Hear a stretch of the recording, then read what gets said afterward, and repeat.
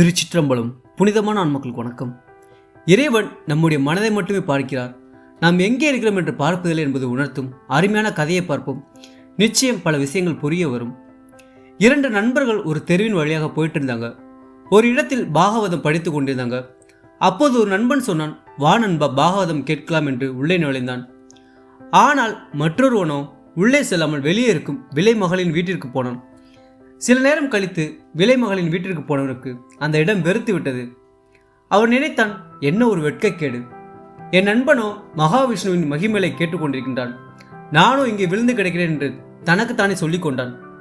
அதே போல அங்கே பாகவதம் கேட்டவனுக்கும் வெறுப்பு ஏற்பட்டது. அவனும் தனக்குள், எத்தகைய முட்டாள் நான், இங்கே ஒருவன் ஏதோ அறுத்து கொண்டிருக்கின்றான், நானும் உட்கார்ந்திருக்கிறேன், என் நண்பனோ அங்கே இன்பத்தில் மிதந்து கொண்டிருக்கிறான் என்று தனக்குள்ளே நினைத்து கொண்டான். காலப்போக்கில் இருவருமே இறந்து போனார்கள். பாகவதம் கேட்டவனை யமதூதன் வந்து கொண்டு போனான். விலைமகள் வீட்டிற்கு போனவனை விஷ்ணு தூதன் வந்து வைகுண்டத்திற்கு அழைத்துச் சென்றான்.